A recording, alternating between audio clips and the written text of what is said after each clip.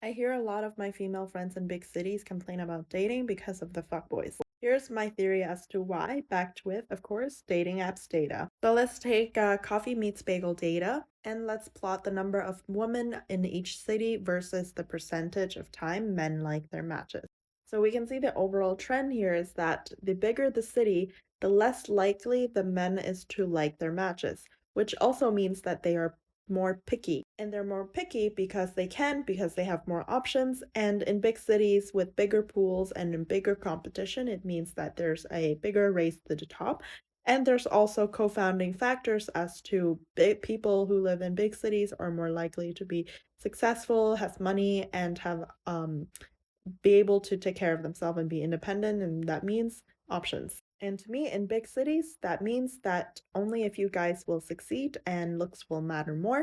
Smaller cities with fewer women, it seems that men are willing to be less picky, meaning they probably sacrifice on some of their standards to be able to match with a woman. For women, the opposite effect holds true, where women in big city are less picky than women in the smaller cities. And as the number of men in the city increases, like let's say New York, it seems that they are more likely to like on their matches. A few reasons I could think of this is because, well, New York has a lot of eligible bachelor. It's also incredibly expensive there, so there's an incentives to pair up and save some money on rent, being able to share a bedroom. Whereas small cities, maybe they don't think these quality of men's are up to their standards. Although this might seem less intuitive, but for me it actually does make sense. A lot of my friends praise about the boys they've met in New York and how they think it's way better than small town boys.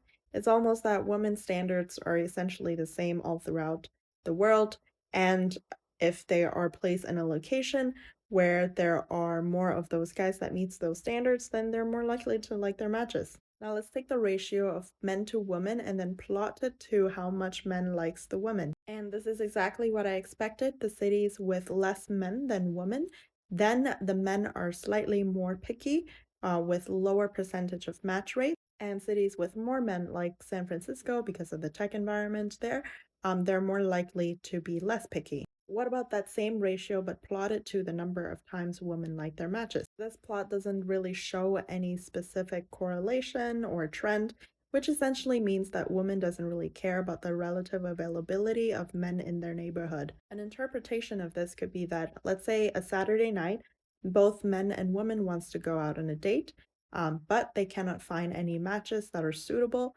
then they would choose to go out with their friends. But the data here does show that if men cannot find a date, they are more willing to lower their standards and go out.